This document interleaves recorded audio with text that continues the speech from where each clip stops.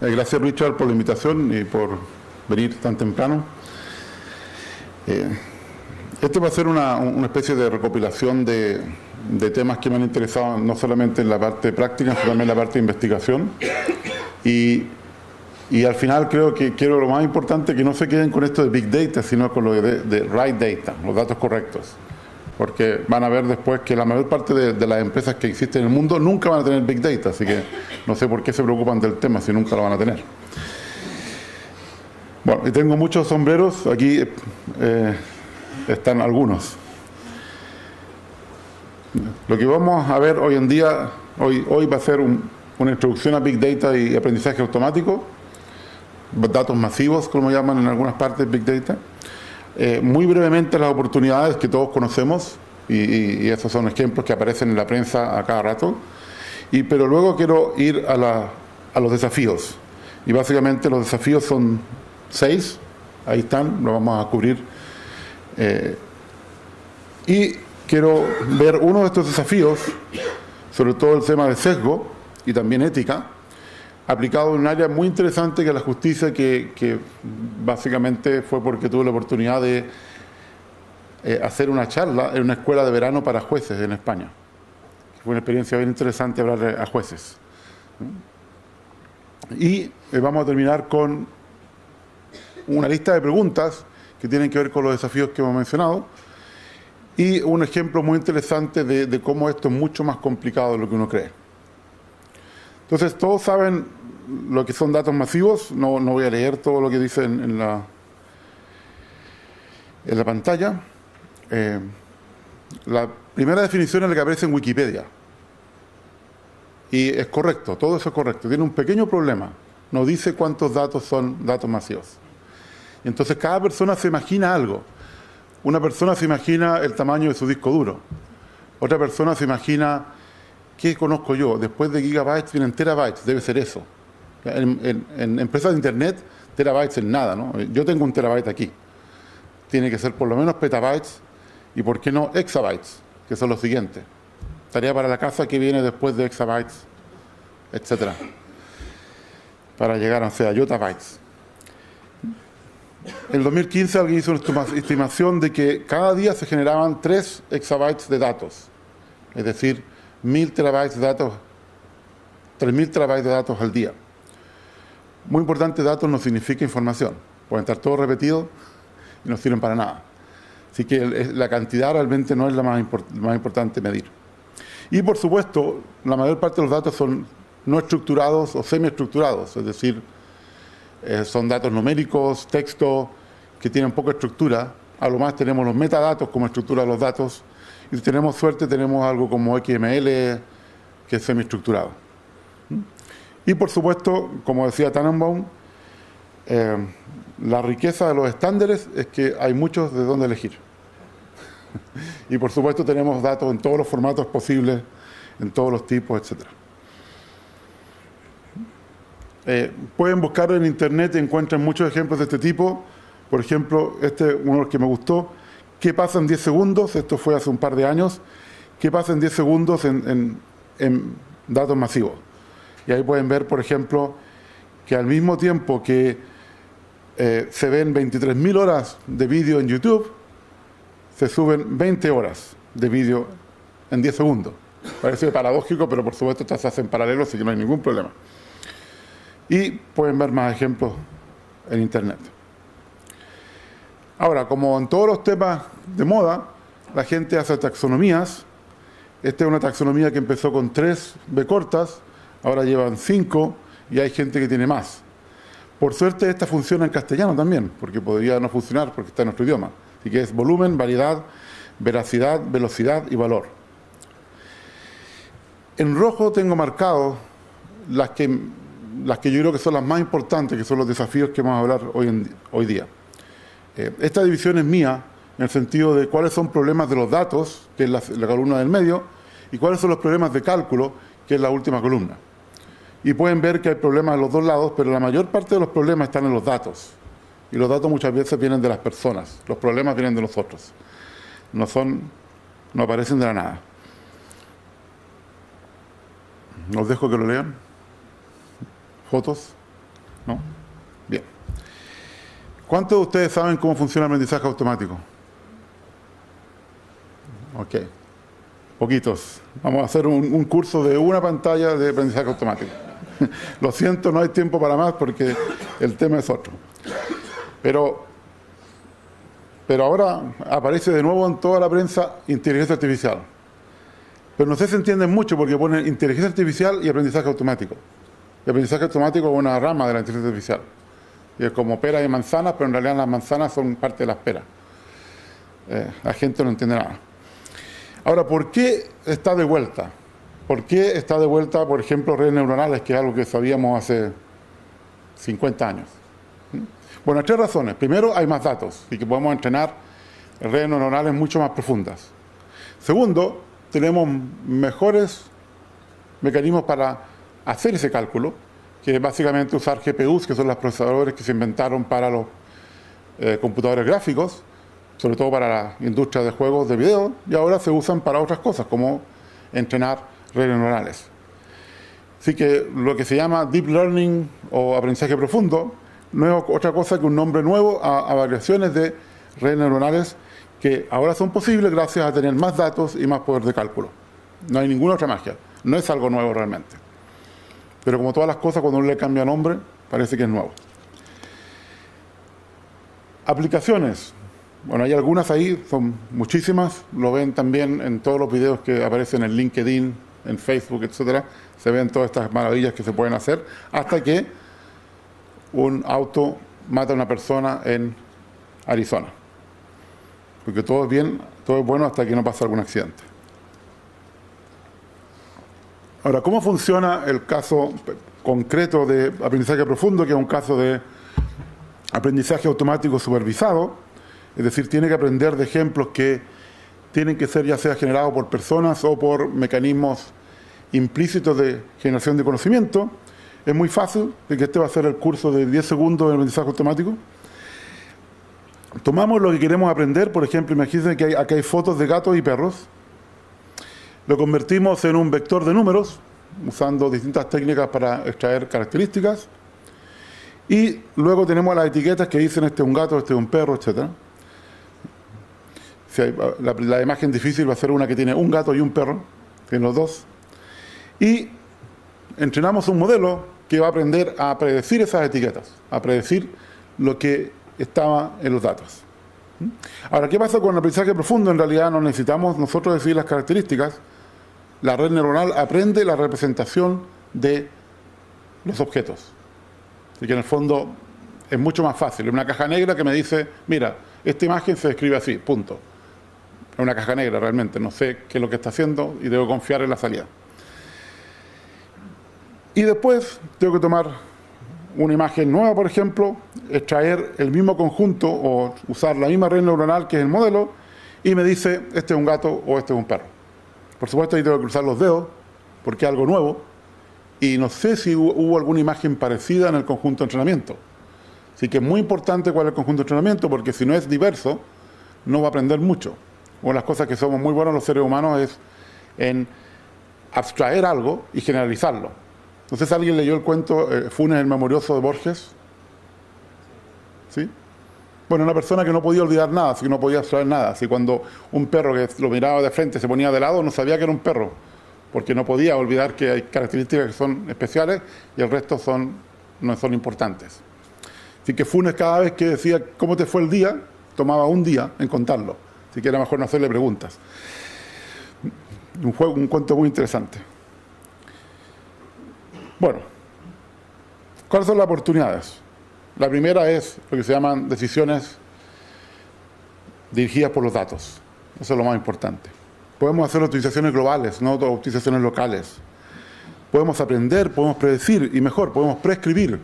Podemos intentar ver el problema antes de que ocurra. Y esto lo vamos a ver en el ejemplo de la justicia, porque aunque parezca ciencia ficción, ya no lo es. Los datos personales, por ejemplo, el que sabe más de usted es el celular. Sabe exactamente lo que hacen todo el día, cuánto tiempo lo tienen en la mano, cómo se mueven, en qué posición estaban, qué escribieron, etc. Y por supuesto en el futuro podría ser que algunas máquinas, por ponerle nombre, algunos programas decidan por nosotros, y eso también lo vamos a ver en el ejemplo de la justicia, que es un ejemplo muy interesante, porque podríamos tener jueces más justos, porque los programas se equivocan, pero se equivocan siempre igual. Y eso al menos es más justo. Como dicen, la ley pareja no es dura.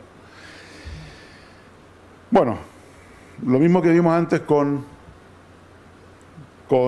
cuántas cosas pasan en 10 segundos, es por supuesto también importante las empresas cuánto ganan en 10 segundos. Y ahí pueden ver que en el caso de este ejemplo, el que más gana cada 10 segundos es Apple. $54,000 en 10 segundos. A mí si me pagan eso al día, estoy contento. ¿Cuáles son los desafíos? Bueno, los desafíos son, y dejo que lean el chiste, que tal como las encuestas políticas, uno confía en que los datos son correctos. Pero eso no es cierto, ¿no? Yo incluso a veces trato de engañar a los sistemas para que no me predigan tan bien, porque no me gusta ser tan predecible. Ustedes pueden hacer lo mismo como Calvin. Porque parte del problema es que sabemos todos los éxitos, pero no conocemos ninguno de los fracasos. Es decir, el 99% de los datos no los conocemos. Y voy a volver a esta idea, porque es muy importante, porque cuando uno no conoce el 99% de los datos, estamos usando algo muy sesgado para poder predecir en esos datos. Entonces vamos con el primer desafío, que es el único técnico, y que yo creo que al final es el más fácil, los técnicos son los más fáciles, que es la escalabilidad. Tenemos más datos y no sabemos qué hacer con ellos. Por supuesto, para los que saben algo de informática, si duplicamos los datos, lo mejor que podemos hacer es al menos duplicar el tiempo, porque tenemos que leerlos. Así que no podemos hacer magia. Tenemos el doble de los datos y ahora usamos el mismo tiempo para leerlos. No. Si el algoritmo es lineal, que sería lo mejor para leerlo, tenemos que ocupar eso. Pero ¿qué cosas podemos hacer? Porque hay muchos algoritmos, por ejemplo, de entrenamiento, como las redes neuronales, que no son lineales. Y aquí hay factores que no se toman en cuenta cuando se hacen comparaciones. Una cosa que podemos hacer es hacer un compromiso entre la complejidad temporal y el resultado en la calidad de lo que estamos tratando de encontrar. Y la mejor manera de explicar eso es con un gráfico. Así que supongamos que tenemos un gráfico aquí que la calidad es el eje Y y el número de datos es el eje X. Y tenemos dos algoritmos. Imagínense, el primero A1 son redes neuronales y A2 son random forest, bosques aleatorios. Que es un algoritmo que también es bastante bueno, pero no es una caja negra. Por supuesto, aquí el primero que ve esto dice redes neuronales, no hay por dónde perderse, ¿no? Mira, la calidad es mucho mejor. Pero estamos en realidad haciendo trampa, porque hay una cosa que no hemos considerado, es que el tiempo de entrenamiento de las redes es mucho mayor que el tiempo, por ejemplo, de un árbol de decisión. Si nosotros buscáramos el punto donde ocupan el mismo tiempo, por ejemplo, esto, cuando la red neuronal llega aquí, este tiempo puede entrenar hasta estos datos, y aquí puede entrenar mucho más datos porque es mucho más rápido, es lineal. Vamos a ver que en realidad podemos encontrar un n asterisco, donde solamente porque puedo procesar más datos, el algoritmo A2 es mejor que la 1 si tomamos en cuenta que usamos la misma cantidad de recursos. Que al final es muy importante a las empresas porque eso significa el mismo costo. Así que no es decir, no, usen redes neuronales, y después se dan cuenta, necesitamos un mes de cálculo en un centro de datos en Amazon, que salió mucho más caro que usar el computador personal. Porque cuando tenemos un algoritmo lineal y otro no lineal, esas son las diferencias de tiempo. Bueno, volvemos aquí, hay otros temas como, por ejemplo, supongo que muchos han escuchado hablar de Hadoop, que es la versión software abierto de MapReduce, que se inventó en Google. Bueno, eso no funciona para todos los problemas. No todos los problemas son paralelizables, no todos los problemas se pueden dividir de una forma que se dividen sus problemas y luego los resultados se mezclan. Hay otros problemas que son mucho más complicados y hay gente que está trabajando en eso. Bueno, vamos al siguiente desafío. Ruido y spam. Ruido es algo aleatorio, como ruido blanco. Spam es ruido malicioso. Yo lo hago para favorecerme. Por ejemplo, enlaces falsos en la web, clics falsos en la publicidad de la competencia, etc. Hay miles de formas de hacer trampa. Pero esto va a ser peor cuando tengamos la verdadera Internet de las cosas. Un sensor que está equivocado siempre. ¿Se imaginan un sensor mandando una señal equivocada y no hay ningún otro sensor que lo puede corregir? Esto va a ser un ruido blanco complicado porque va a ser un ruido sesgado, aunque no es malicioso. También puede venir de cómo interpretamos los datos. Este es un desafío muy importante, pero depende del problema, así que hay que analizarlo en la fuente de los datos. Y en cada caso es distinto. Una forma de combatir esto es lo que se llama la sabiduría de la gente, es decir, usar la mayoría. Pero cada vez vemos, con ejemplos de, por ejemplo, políticos, de que la mayoría puede estar equivocada. Yo vivo en Estados Unidos, así que no me digan nada. Y ahí ni siquiera fue mayoría. El siguiente desafío, que es uno de los que más me interesa a mí, es que los datos no sean realmente homogéneos. Entonces, hay dos problemas aquí. Uno es redundancia, es decir, hay datos repetidos y no nos dimos ni cuenta. Y otro es el sesgo. Bias en inglés. Y hay que hacerse las preguntas como, ¿tenemos dependencia de los datos? Por ejemplo, si realmente me va a hacer aprendizaje automático, ustedes deberán tomar una muestra de los datos, y si son muchos, y hacer la matriz de correlaciones de todos los atributos de los datos. Van a aprender cosas que tal vez no sabían. Tienen que ver si hay valores raros, tienen que ver si hay valores que se repiten mucho, etc. Hay gente que nunca mira sus datos. Dice, el programa lo va a hacer. No, el programa no mira los datos. El programa los usa, pero realmente no los mira bien. No mira todos los detalles que pueden haber. Errores, datos que faltan, etc. Bueno, ¿y cuáles son los sesgos? Bueno, está lleno de sesgos. De hecho, ayer estuve hablando de todos los sesgos que había en la web. Hay una lista de por lo menos 20 distintos que son importantes. Pero hoy quiero mencionarle 4 que son importantes. Uno es el sesgo de raza, que es importante en el ejemplo que voy a hablar de la justicia. Otro es el sesgo de género, que es uno de los temas que estábamos hablando ayer en una sesión especial en Entel. Otro que es sobre el sesgo de nosotros mismos.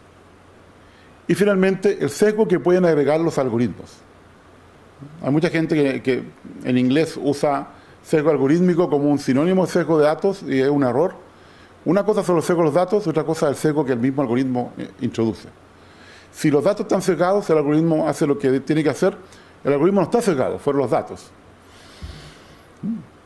Bueno, un ejemplo para un poco ver qué va a pasar después. Y voy a usar un ejemplo que no es de Estados Unidos, sino que es de Inglaterra y Gales, del 2014. Esto es la raza en el sistema de Inglaterra y Gales. Entonces, esta es la población y esto es la proporción de blancos, negros, asiáticos, mestizos y chinos y otros. No sé por qué no los ponen en asiáticos, pero bueno, ya hay un sesgo. Y hay un sesgo en cómo se hace la clasificación.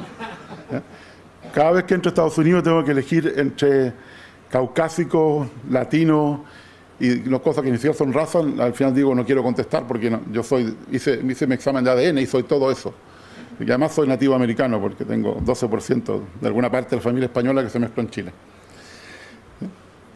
También un porcentaje con muchos de ustedes que es neandertal. ¿Ya? Esa es mi parte básica. Bueno, ¿qué pasa aquí? Vean que en los arrestos ya cambia la proporción de la gente. En los que van a juicio cambia un poco mejor, no es tan negativo. En los que van a la cárcel, distinto, en los que son declarados culpables, pero muchas veces si uno es declarado culpable y es la primera ofensa no va a la cárcel, y en lo que va a la cárcel es peor. Hay más sesgo. Así que cualquier sistema que aprenda estos datos va a aprender a ser racista, aunque no use ninguna variable demográfica. ¿Por qué? Porque el sistema es racista. Y vamos a volver a esto cuando veamos los ejemplos de justicia. Pero también podemos mostrar ejemplos más complicados de por ejemplo, sesgo de género. ¿Hay alguien que hable turco aquí? ¿No? Qué bien. Entonces, supongamos, y ustedes todos conocen Google Translate, todos lo hemos usado. Entonces, por ejemplo, aquí pongo, él es una niñera, perdón, él es un niñero, y ya me sale el sesgo porque es muy raro que sea niñero, pero bueno, es posible. Ella es un doctor, que es normal. Lo traduzco a turco, tomo la traducción del turco y lo traduzco de nuevo a inglés, y me dice que ella es una niñera y él es un doctor. ¿Qué está haciendo? ¿Magia? No. ¿Sesgo? Sí. ¿Qué es lo que pasa aquí? Que en turco los pronombres no tienen sesgo, o sea, es género. O sea, no existe diferencia entre él y la. Es la misma palabra, es como da. ¿No? Y entonces lo que pasa es que aquí hace la traducción correcta, pero aquí usa lo que aprendió de todos los textos que están escritos en inglés. Y lo que aprende es que normalmente la niñera es mujer y el doctor es hombre. De hecho, en otro ejemplo que hay, aprendiendo cosas de cómo se dice en masculino y femenino, si tiene un doctor, aprende que para la doctora tiene que decir enfermera, porque lo más normal en los documentos es eso, pero por supuesto están sesgados. Otro ejemplo que me gusta mucho, de donde hay un sesgo implícito, es un trabajo de unos estudiantes de doctorado que trabajan en este tema de ciencia de datos y de sesgo, y son biografías de mujeres en Wikipedia. Entonces, esto es la fracción de biografías en la historia que están en Wikipedia. Entonces pueden ver que antes de 1600 había más de 10% que eran mujeres, y va bajando esto hasta parece la Revolución Francesa, así que igualdad, aquí empezó el cambio, pero ahora en, digamos, el año 2000, recién están el 24%. Cuando debería ser 50% si tuvieran las mismas oportunidades, porque la inteligencia está distribuida en forma uniforme. Uno podría decir, bueno, este es el sesgo sistémico, esta es la historia del machismo. Bueno, sí, en parte, pero hay un sesgo mucho más grave, que es que la mayoría de los editores en Wikipedia son hombres. Así que los datos los escriben los hombres. Y por supuesto, si la mayoría son hombres, va a haber un sesgo mucho más grande que, por ejemplo, el sesgo sistémico. En el caso de biografías, solamente el 11% de las personas que declaran su género son mujeres. Porque no es obligatorio declararlo. Y muchas mujeres no lo declaran por temas de acoso sexual.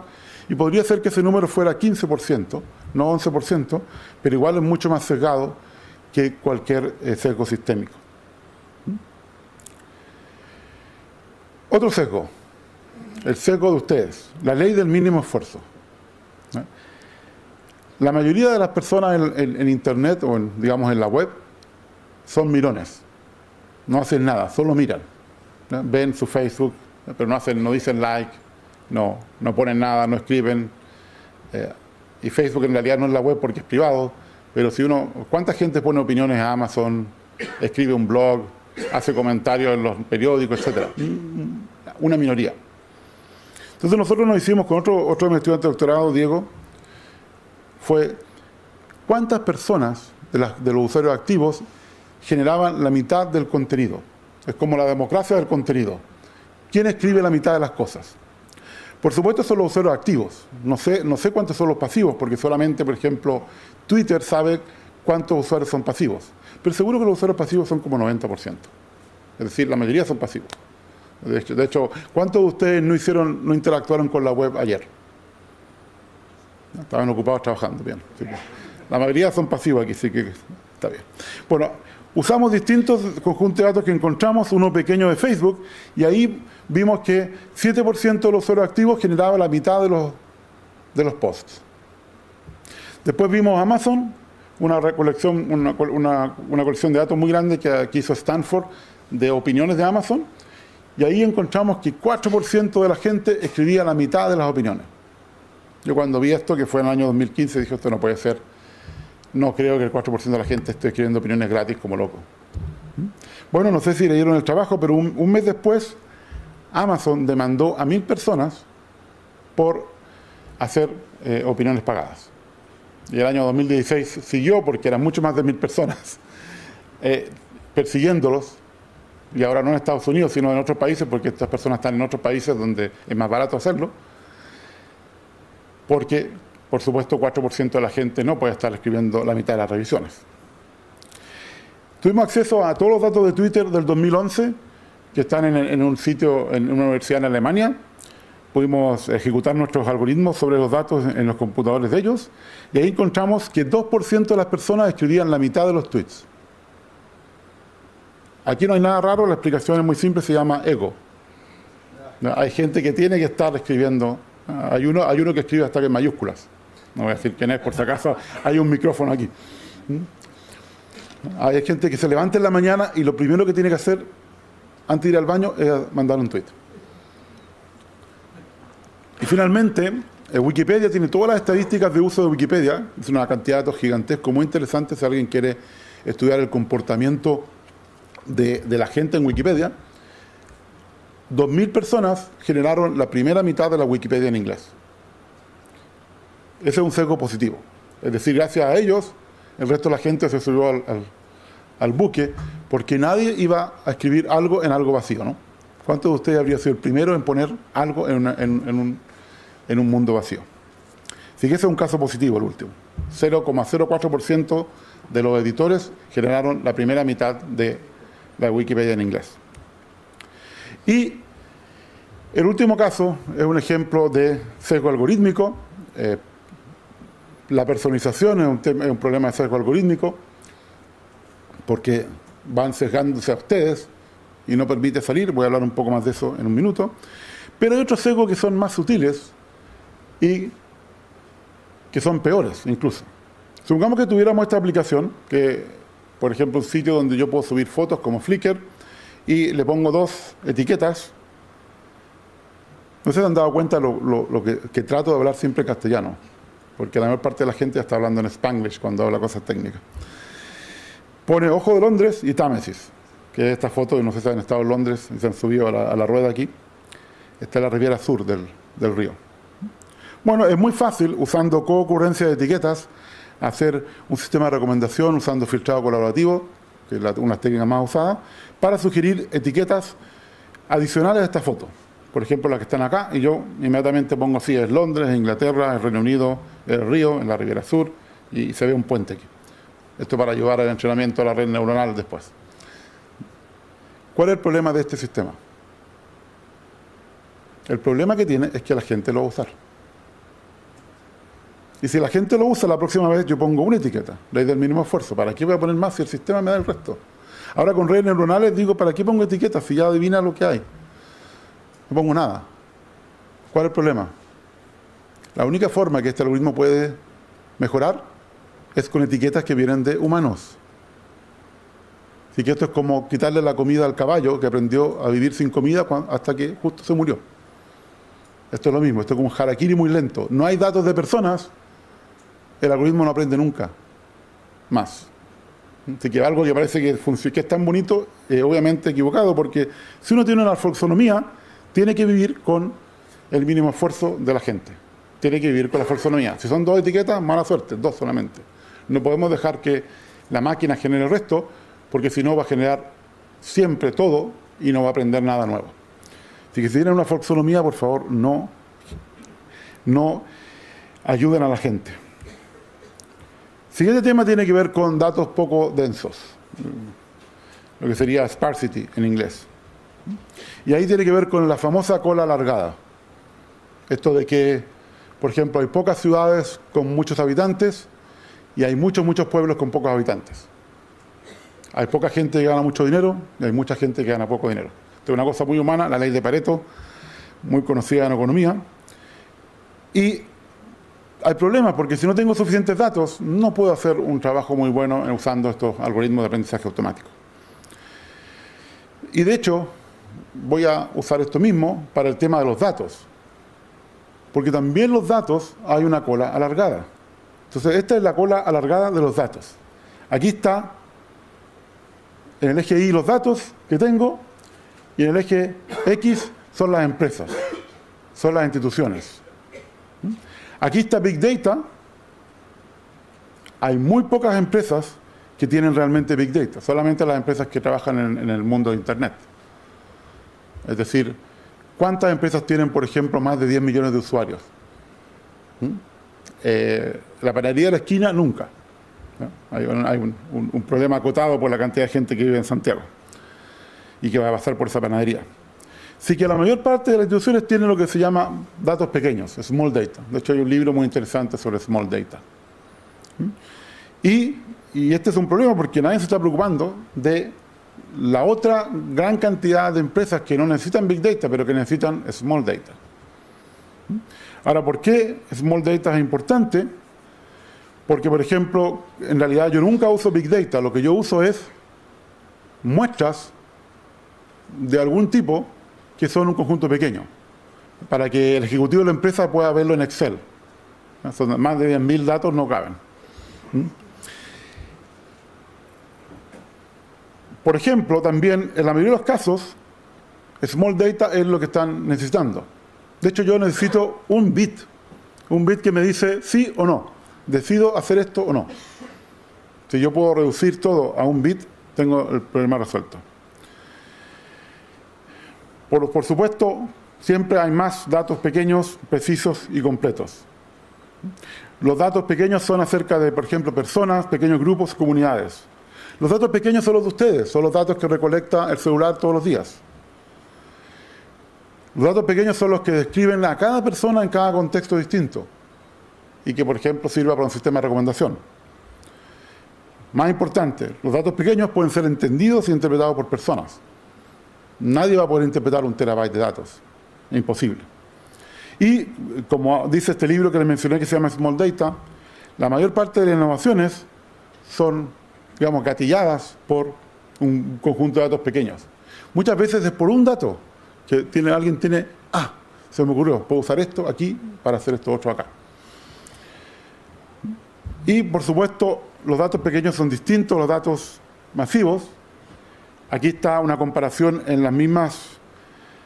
4 de las 5 B cortas que mencioné antes, pero aquí hay otros parámetros que son importantes en datos, como los que vamos a mencionar después: privacidad, densidad, que es lo que acabamos de hablar, identidad, relaciones, flexibilidad.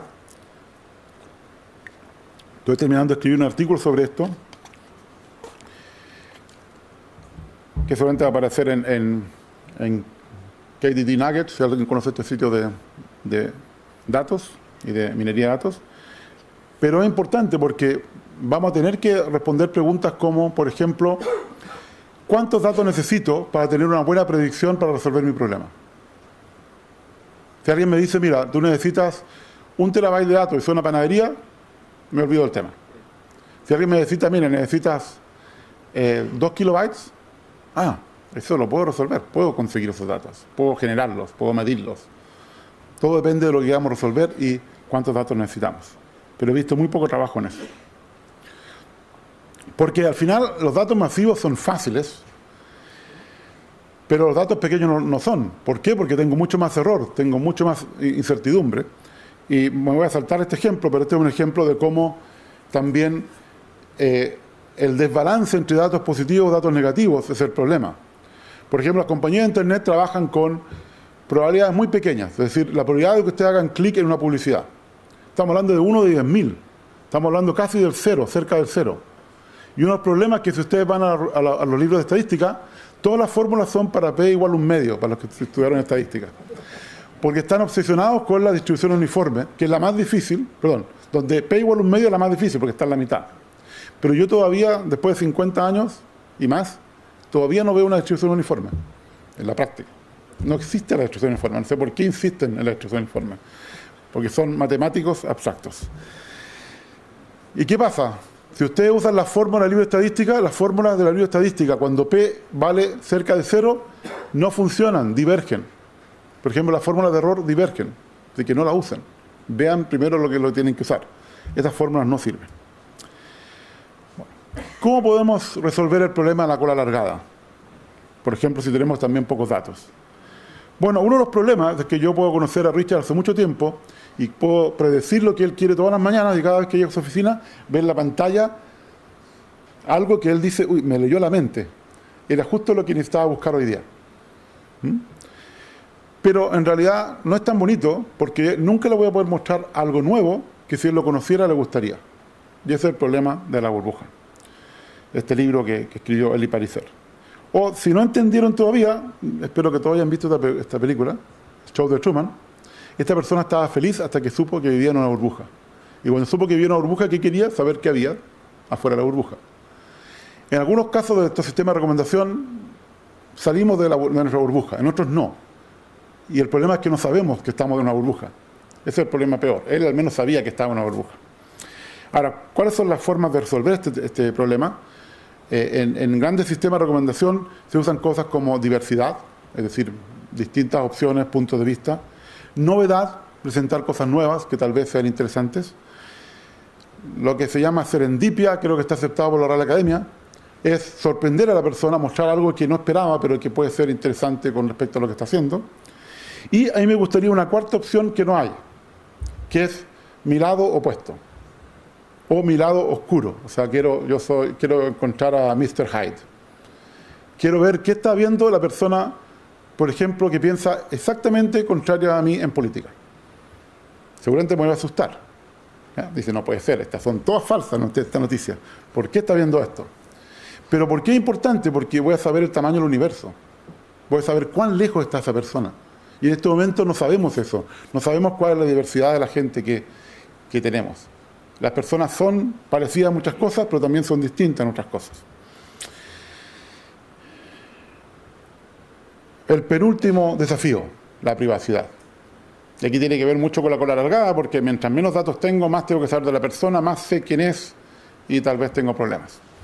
En el año 2001 hubo un trabajo muy famoso de Sweeney que, usando datos públicos, consiguió identificar el género, la fecha de nacimiento y el código postal de 86% de las personas de Estados Unidos. Aquí en Chile el registro civil tiene el 100%, casi 99%. Ahora, ¿por qué es una sorpresa esto en Estados Unidos? Es porque en Estados Unidos uno de los derechos básicos es que no hay cédula de identidad. Es decir, tengo tanta privacidad que el gobierno no tiene por qué saber mis datos. Por supuesto, en Estados Unidos a veces es más fácil saber los datos, porque hay un montón de datos públicos. Y eso generó una noción que se llama K-anonymity, que es que si yo protejo los datos de K personas, al menos queda escondido en el grupo de K. Así que si K es 100, yo puedo saber los datos los datos agregados de esas 100 personas, pero no conozco la identidad de esas 100 personas. O sea, yo protejo la privacidad metiendo a cada persona en un grupo. ¿Es suficiente eso? No, porque ni siquiera cuando tenemos datos anónimos es suficiente. Y esto se mostró en un incidente muy importante que ocurrió hace 12 años, donde American Online decidió poner disponible para investigadores en su sitio web de investigación un conjunto de registros de consulta en el buscador que tenía American Online, anónimo. Es decir, cada persona era un número entero al azar. Pero, viendo las preguntas que había hecho esta persona, esta mujer, y cruzando esos datos con otros datos, porque ese es el problema, yo puedo cruzar estos datos con todos los datos públicos que existen en el mundo, así que es muy difícil asegurar que yo no voy a conseguir nada privado. Encontraron que la única persona que podía ser la número 4.417.749 era esta mujer. Fueron a su casa, le preguntaron, ¿son estas preguntas suyas? Y ella dijo que sí, podía haber dicho que no, y se acaba el tema. Y después le dijeron, ¿quieres aparecer en el New York Times? Sí, nunca apareció en el New York Times, apareció en la primera página. Y un escándalo de relaciones públicas gigante. ¿Por qué? Porque American Online había permitido identificar a uno de sus clientes, que es ilegal a propósito. Por suerte ella, tan buena que para contestar las preguntas, tampoco demandó American Online, así que básicamente desde el punto de vista legal no pasó nada, pero desde el punto de vista de relaciones públicas fue desastroso. Después de eso nadie quiere compartir registros de consulta. ¿Por qué? Porque las consultas tienen semántica y con la semántica uno puede inferir cosas. 4 años después ocurrió el segundo incidente. No sé si se acuerdan que había un concurso de Netflix para mejorar el sistema de recomendación. Y daban datos anónimos sobre películas que habían visto distintos clientes. Y cada cliente era un número entero al azar. Bueno, personas de la Universidad de Texas cruzaron estos datos con IMDb. Se conocen IMDb, que son perfiles públicos de personas que les gusta ver muchas películas. Bueno, y encontraron que había una persona que estaban exactamente los datos públicos, estaban aquí en los datos anónimos. Pero si veían el resto de los datos que aparecían de esa persona, podían inferir que esa persona era lesbiana. Y ahí sí ella demandó a Netflix por haber, digamos, permitido que se supiera su preferencia sexual, que no era pública. O sea, era una persona que no quería que el resto del mundo supiera eso. Por supuesto no llegaron a juicio, sino que le pagaron algunos millones de dólares, no se supo cuánto. Y por supuesto se murió el concurso, porque vieron que era muy difícil que eso no ocurriera de nuevo. Así que ahora nadie comparte ni siquiera datos anónimos, porque se pueden deducir. De hecho, después de esto, cuando estaba en Yahoo Labs, hicimos investigación sobre el tema y encontramos que era más fácil de lo que pensábamos. Ustedes me dan 3 preguntas que han hecho y con 84% de exactitud sé qué género tienen. Con 79% puedo saber la edad, más o menos 10 de ustedes. Y con 35% no tan bueno puedo saber más o menos en qué código postal viven. Ahora, eso en Estados Unidos da mucha información porque dice más o menos qué raza tienes, cuánto dinero ganas, etcétera, porque por los datos del censo te saben exactamente por código postal qué características tiene la población de un barrio, y esa población es muy homogénea. Así se dividen los distritos electorales en Estados Unidos. Si alguien ha leído sobre gerrymandering, son unas cosas increíbles que parecen que son de fantasía, pero son reales. ¿Cuántos de ustedes nunca han preguntado su nombre en la web? Está bien, en miles de veces que he preguntado esto, no, miles de veces, miles de personas que han contestado preguntas, solamente 2 me han dicho que no, y hemos tenido interesantes conversaciones después. La vanidad universal. ¿Ya? Ahora, si hacen esto 10 veces al día, vayan a ver al psicólogo. Tienen un problema de seguridad. Bueno, si ustedes preguntan su nombre en internet, en la web, no pidan privacidad. Ya le están dando la identidad al buscador. Y esto es más común de lo que uno cree. Por ejemplo, nombre o apellido es 9% y el nombre completo es 1% de exactitud. Bueno, último desafío. Temas legales y éticos. Y aquí podría hacer una charla completa sobre esto. Por ejemplo, ya hay un pequeño código ético de 5 puntos que las grandes empresas de Internet han desarrollado hace los últimos meses, que dicen, las aplicaciones de inteligencia artificial no deben hacer esto. A mí lo que más me da miedo es que estoy seguro que las grandes potencias ya tienen robots militares. Por supuesto, o sea, es como la Guerra Fría. Esto va a ser, yo tengo 1000 robots más inteligentes que tus 2000 robots, ¿no? Esto va a ser van a cambiar, lo que era antes la bomba atómica, ahora van a ser estos ejércitos artificiales. ¿Qué pasa con, por ejemplo, temas de lo que se llama en inglés accountability, que no tiene traducción real en castellano? Eso muestra un sesgo en el lenguaje. En español no queremos hablar de quién es responsable al final. Por ejemplo, ¿quién es responsable si un auto, digamos, sin conductor atropella a una persona? ¿Es la compañía que produce el auto? ¿O también tienes compartido con el conductor que estaba dentro del auto, que era de seguridad? ¿O en realidad el culpable es el programador, que lo hizo en fin de semana? ¿No? ¿O en realidad es culpable todas las personas que generaron los datos de prueba? Los datos de entrenamiento. Por ejemplo, los que iban en los autos con cámara viendo cómo se manejaba. Hay tantas áreas grises en el tema de responsabilidad legal que eso tenemos que resolverlo. Y cuando eso se resuelva en cada país, vamos a tener otra vez problemas como los que hemos tenido en otros temas. Vamos a tener un consenso internacional en eso. Vamos a estar de acuerdo que cuando un auto sin chofer mata a una persona, ¿el proceso legal es el mismo? No lo sé, eso ya es un tema legal. Pero también hay muchos dilemas morales, por ejemplo. Si yo tengo que elegir entre atropellar a alguien o matar a los pasajeros que están dentro, ¿qué hago? Y hay algo muy interesante que hicieron en el MIT, de preguntarle a la gente esto, que depende mucho de la cultura, de la moral, de la religión que uno tiene. ¿Qué harías tú? ¿Ya? Por ejemplo, estás viajando con dos amigos y de repente tu mamá se aparece al frente. ¿Ya? ¿Qué haces? ¿Te tiras por el puente o matas a tu mamá? Voy a dar un ejemplo. O el papá, lo que sea. Son preguntas difíciles y depende de la cultura van a responder cosas difíciles. Hace poco vi una charla muy interesante de esto de un amigo en Barcelona, y él hablaba de los distintos tipos de autos que iban a haber, los autos kantianos, los aristotélicos, incluso los budistas, que iban a dejar que el mundo fluya, iban a detenerse hasta que por fin no hubiera nada en delante. Ahora, iba a tardar años en llegar a tu destino, pero uno podría tener distintos autos que tienen distintas formas de ver el mundo y que van a ser complicados. Y el problema, como siempre, de los problemas complicados, que hay tantos factores involucrados que es difícil resolver esto. Ahora, también con el tema de la ética pasa algo que nos pasa siempre. Es que nos preocupamos de la ética hasta que hay que preocuparse, no antes. Cuando hay el primer accidente fatal, aparece la pregunta. Uy, nadie pensó en esto.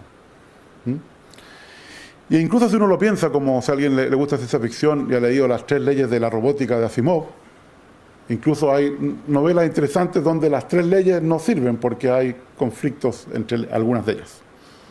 Por ejemplo, ¿qué pasa si para salvar a Bill tengo que matar a uno, pero me dicen que no puedo matar a un humano? Bueno, entonces pasemos a la última parte de la presentación. Y supongo que tengo como 20 minutos. Hasta las 10:30, ¿no? Hasta las 10, pero partimos tarde, 10:15, ok. Veamos la justicia. Voy a ir muy rápido porque en realidad quiero un solo ejemplo. ¿Ya? Ahora, lo de la justicia no es... hay muchos temas. El principal, el más conocido de la noticia es uno que se llama Compass, que es un sistema que predice si la persona va a delinquir de nuevo cuando hay que darle libertad condicional. Es decir, es como, ¿no se vio la película Minority Report? ¿Ya? Tú vas a delinquir en el futuro si que no sales de la cárcel. ¿Ya? Inicialmente era un sistema para apoyar la decisión, no decidir. Pero al final muchos estados encontraron que era más fácil usarla directamente para decidir, en cierto sentido porque la ley pareja no es dura. Y los datos que usan son la historia criminal, el estilo de vida, la personalidad, los datos familiares y datos sociales. Ahora, en un estudio que hizo ProPublica en el año 2016, encontró que esta herramienta tenía un sesgo racial de 2-1, es decir, que la probabilidad de que eligiera no a un negro latino era el doble de que le eligiera a un blanco que podía salir. Lo peor es que el error era mucho más alto en crímenes violentos, 80% de error, y 37% en general. Ahora, en uno de los casos parece que la discriminación fue porque la persona era pobre. Digamos que esa era la razón que el sistema dijo no sale porque va a delinquir porque usted es pobre. Y ahí eso es ilegal, es anticonstitucional en Estados Unidos. Y hubo un famoso caso en el estado de Georgia que al final llegó a la Corte Suprema y la persona ganó diciendo que el sistema no podía dejarlo en la cárcel por esa razón y quedó libre. Pero pocas personas llegan hasta ese nivel de demandar al Estado por esto. Otro caso interesante en Wisconsin, que el juez vio que había una inconsistencia en las predicciones y decidió justamente lo contrario. Pero ahí fue el juez que lo usaba como apoyo y vio que esto es distinto. Y entonces la primera pregunta ética aquí es si un algoritmo secreto es ético. Es decir, si hay una caja negra que no me explica lo que tengo que hacer, hay un problema. Y esto es lo que les decía lo de Minority Report. Y es peor, porque hay otros sistemas de la empresa Palantir que lo hacen incluso antes de que vayas a la cárcel. Y aquí sí tenemos Minority Report 100%. Esto se llama Gotham, que todos saben es la ciudad de Batman. Y lo que hacen es perfilamiento criminal. ¿Ya? Ahora, como esto es algo tan sensible para la población, en Los Ángeles no lo compró la ciudad, lo compró la fundación de la policía, para que nadie supiera que lo habían comprado. Porque eso no lo tenían que informar. En Nueva York, Bloomberg decidió comprarlo y no lo pasó por el Consejo de la Ciudad porque sabía que no se lo iban a aprobar. Así que fue como una especie de decisión ilegal escondida. En Nueva Orleans lo compraron, pero consiguieron mantenerlo secreto hasta que alguien decidió contar y que lo estaban comprando. Parece que en Dinamarca lo están usando hace 2 años. ¿Cuál es el problema? Supongamos que comete un error. El sistema dice, Richard va a robar en el próximo mes. Y la policía va, lo toma preso, le pone en la base de datos y ya lo marca para siempre, aunque él nunca robe. Ese es el problema, que un error estigmatiza a una persona. Esto también lo hicieron en Chicago, y aquí les muestro otro problema que hay con este tipo de aplicaciones. La ciudad de Chicago lo hizo con el Instituto de Tecnología de Illinois. ¿Y qué es lo que pasa? Que supongamos que estas son las partes más peligrosas de Chicago, los que en rojo donde hay más criminalidad. ¿Qué es lo que hace el sistema? El sistema manda a la policía a esos lugares. ¿Y qué es lo que pasa? Vemos más criminalidad ahí, porque ahora está la policía presente. Pero si pasa un acto criminal aquí, donde no hay policía, y ese acto no es reportado a la policía, hay menos datos. Así que el sistema mismo seca los datos, porque ve más cosas donde predice que hay eventos, y ve menos cosas donde no predice que hay eventos. Así que este es un círculo vicioso que hay que tener mucho cuidado, porque ocurre muchas veces cuando que los datos dependen de lo que el algoritmo predice. Otros ejemplos. Por ejemplo, trataron de ver si se podía predecir violencia doméstica. Por ejemplo, decidir no hacer esto de prohibir a la persona acercarse a la otra persona. Entonces, por ejemplo, encontraron que los algoritmos lo hacen bien los jueces lo hacen bien el 80% del tiempo, y un algoritmo lo podía hacer bien el 90% del tiempo. Y esto es bien importante, porque esto significa 50% de los casos que hay, digamos, violencia doméstica, el algoritmo lo podría haber predicho mejor. Por ejemplo, otros trataron de predecir las peticiones de asilo en temas de inmigración y llegaron a una exactitud del 82%. Ahora, lo interesante es que solamente 1/3 de las características que permitían predecir esto eran del caso. El resto era quién es la persona, qué raza era, etc. Es decir, eran cosas que no deberían ser usadas para decidir esto. O, por ejemplo, predecir si la Corte de Apelaciones iba a tener consenso en un fallo. Parece que esto es muy difícil de predecir. Pero lo que sí encontraron es que el 50% de lo que usaban para la mejor predicción posible era del caso. La otra mitad no lo era. Así que también vemos que hay cosas que son externas que están influyendo en la justicia. Y finalmente, otro que trató de predecir directamente la sentencia y llegó casi al 70% de exactitud. Y después dijeron, bueno, pongámosle todas las imágenes que tenemos del juicio, todas las fotos, los vídeos, etc. Consiguieron subir 2% la calidad. Y después dijeron, pongamos todo el audio, lo que dijo el abogado, lo que dijeron los testigos, lo que dijo el juez, y consiguieron solamente subir 2%. ¿No? Y el título es muy bonito porque dice, sabíamos que la justicia es ciega, pero también quizás es sorda. Porque no importa si usamos imagen o audio, no mejora. Y entonces quiero terminar con un ejemplo mucho más completo, que es nuevo, que acaba de aparecer en una revista de economía, porque los que están interesados en esto es, por ejemplo, la Oficina Nacional de Economía de Estados Unidos, porque quieren gastar menos en cárceles, no realmente el Departamento de Justicia. Y es el problema de dar fianza. Y aquí usaron todos los datos del Estado de Nueva York por muchos años, y el tema de fianza es muy fácil. El juez tiene que decir, ¿va a delinquir de nuevo? ¿Va a volver al juicio? En el caso de Nueva York es incluso más simple. La única pregunta que tiene que hacerse el juez es, ¿va a volver al juicio? No importa si delinque o no. Tiene que hacerse la pregunta, ¿me va a aparecer aquí en 2 meses cuando le toque ir a juicio? Por supuesto, si dice que no, va a la cárcel. Si dice que sí y no puede pagar, también va a la cárcel. Ahora, hay gente que presta dinero, hay prestamistas en todos estos lugares que presta dinero y también hacen la misma predicción. Va a volver al juicio, porque si vuelvo al juicio, la corte me devuelve el dinero y yo solamente le cobro el interés de esta persona. Y por supuesto, si paga, sale libre. Ahora, ¿cuál es el problema de esto? Que pasa mucho en este tipo de aplicaciones, que yo conozco la mitad de la historia. Porque no sé qué habría pasado si una persona que mando a la cárcel sale libre, si habría cometido otro delito o se habría vuelto a presentarse. Así que tengo la mitad de los datos. Así que lo que tengo que hacer es hacer la imputación de los datos, que no tiene que ver con la imputación legal. Es, ¿qué habría pasado si esta persona lo hubiera dejado libre? Bueno, para hacer eso lo que hicieron fue dividir los jueces en 5 categorías y usaron los jueces más blandos para predecir qué habría pasado con las personas que los jueces más duros habrían dejado libre. Perdón, habían dejado en la cárcel. Ahora, ¿qué encontraron? Y esto es lo interesante. Usaron 760.000 datos de Nueva York. El algoritmo podía disminuir la tasa de criminalidad en 25%, manteniendo la misma cantidad de gente que va a la cárcel. O, mejor aún, manteniendo la misma tasa de criminalidad que tienen los jueces actualmente, podría mandar más del 40% de la gente libre. O sea, dejarla libre porque no va a cometer ningún delito y va a volver a juicio.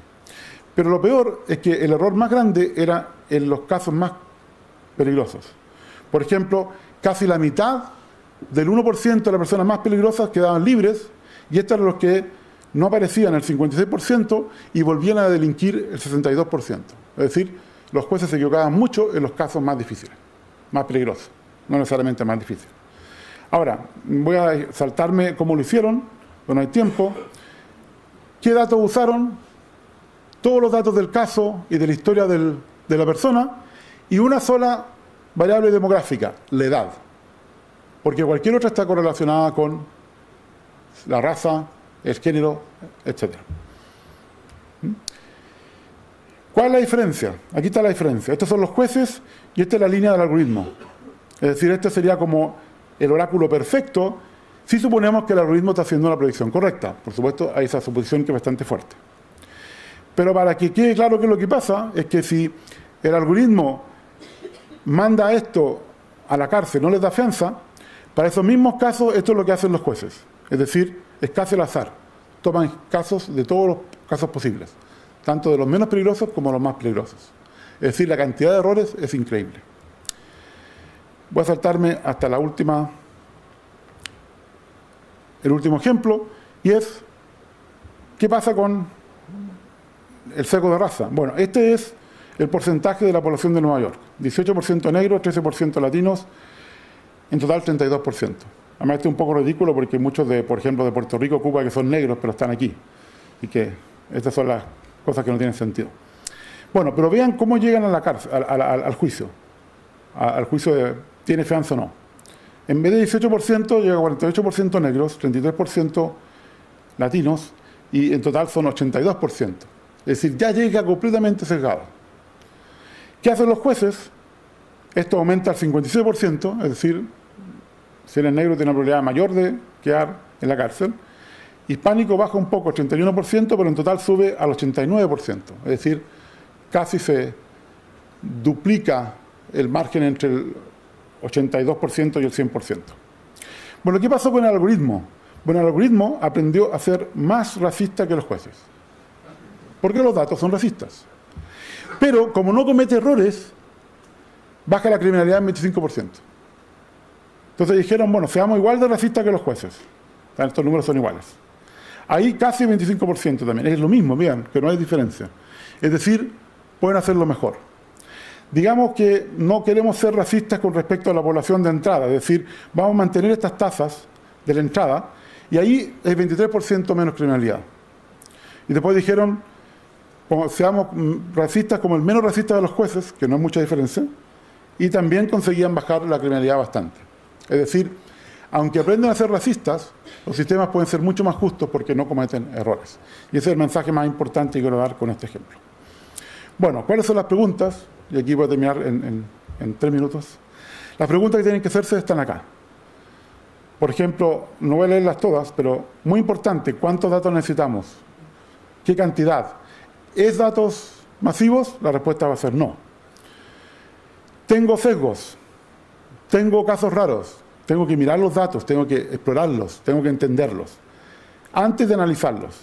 Y cuando los analizo tengo que preocuparme de temas de privacidad, temas de escalabilidad, cómo los vemos. Y recuerden, la calidad de cada algoritmo está acotada por la calidad de los datos que usa. Si entra basura, sale basura. Ahora, el año pasado, la ACM hizo una declaración de las 7 propiedades que debían cumplir estos algoritmos, que son estas de aquí. No lo voy a explicar todas, pero hoy en día no hay ningún algoritmo que cumpla estas 7. Así que si esto se hace y lo dejamos a los políticos que decían lo que se hace, esto puede ser una pesadilla. Porque esto hace que el software sea mucho más difícil de diseñar, mucho más difícil de implementar, mucho más caro, y por supuesto significa que los usuarios finales van a tener que pagar más. Y para terminar quiero contarles por qué esto es más difícil, por un experimento que hicieron en el Centro de Ciencia Abierta de Virginia, donde le preguntaron a muchos analistas de datos si los jugadores negros los discriminaban en la Liga de Campeones. Y tenían todos los datos de la Liga de Campeones de fútbol. Bueno, el resultado fue que de 29 equipos, 20 dijeron sí hay discriminación y 9 dijeron no podemos probar que hay discriminación. Y bueno, puede ser sorprendente que no se hayan puesto de acuerdo. Lo que realmente para mí fue sorprendente es que ninguno de los 29 equipos hizo lo mismo. Es decir, son todos gente que sabe analizar datos y todos hicieron algo distinto. Por ejemplo, algunos tienen un intervalo de confianza, hay 2 que no se preocuparon del intervalo de confianza, no sé cuántas estadísticas saben. Otro que probó la hipótesis muy bien, esta es la línea del test de hipótesis, pero tenía un intervalo de confianza tan grande que no pudo demostrar que era cierta, etc. Nadie hizo lo mismo. Así que puede ser que hay un sesgo cultural mucho más grande en cada sistema que hacemos y eso nadie lo está mirando. Bueno, este es el futuro, no lo voy a leer porque no hay tiempo, pero son cosas que vamos a ver. No sé si han leído sobre CRISP, ingeniería genética. Si la empezamos a usar hay más problemas éticos. ¿Cuándo es cirugía plástica y cuándo es humanidad aumentada? ¿No? Así que no sé, puede ser que estemos evolucionando hacia Solaria, si alguien leyó El Sol desnudo de Asimov. En esta novela, cada persona vivía sola en un fondo gigante y no veía a ninguna otra persona. Puede que sea hacia el futuro, no lo sé. Lo que sí sé, después de ver Arrival, no sé si vieron Arrival, no sé cómo lo pusieron aquí, la llegada, no sé, es que si hay alienígenas buenos, por favor que lleguen pronto, porque tenemos a esta gente que está amenazando con tirar bombas atómicas en distintos lugares. ¿Ya? Así que, no sé si tenemos tiempo para preguntas, pero mi verdadera preocupación no es la inteligencia artificial, es esta. Preguntas, y recuerden, datos correctos, no datos masivos. Gracias.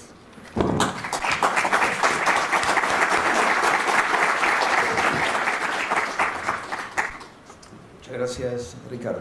Muy interesante la presentación. Ya pasamos un poco el tiempo, pero creo que todos están de acuerdo conmigo. ¿Una pregunta, Pablo? Sí, por supuesto. Y todos están de acuerdo en lo interesante que es esa presentación. ¿Tú vas a estar durante la pausa? Sí, voy a estar aquí hasta el final. Entonces vamos a dejar una pregunta solamente y todo lo demás durante la pausa. Muchas gracias, Ricardo, por la presentación. Me muero por saber qué dijeron los jueces españoles. Presentación. Sí, la presentación no fue igual, acepté hablar a los jueces, pues estoy un poco molesto con todas las decisiones de los jueces en España. Les dije las cosas tal como eran, del sesgo de género que tenían. No se han escuchado el caso de La Manada, o que un dargarín va a la cárcel de mujeres con 5 habitaciones, etcétera. O sea, hay un sesgo gigante. Pero los jueces españoles no estaban preocupados de perder el trabajo. Lo que estaban preocupados es de que los criminales usaran estas técnicas para básicamente chantajearlos. Y es cierto, con datos hoy en día puedo averiguar muchas cosas de cualquier persona y alguna yayita le encontraré para poder hacer que decida a mi favor. Así que, buena pregunta. Muy bien, muchas gracias de nuevo.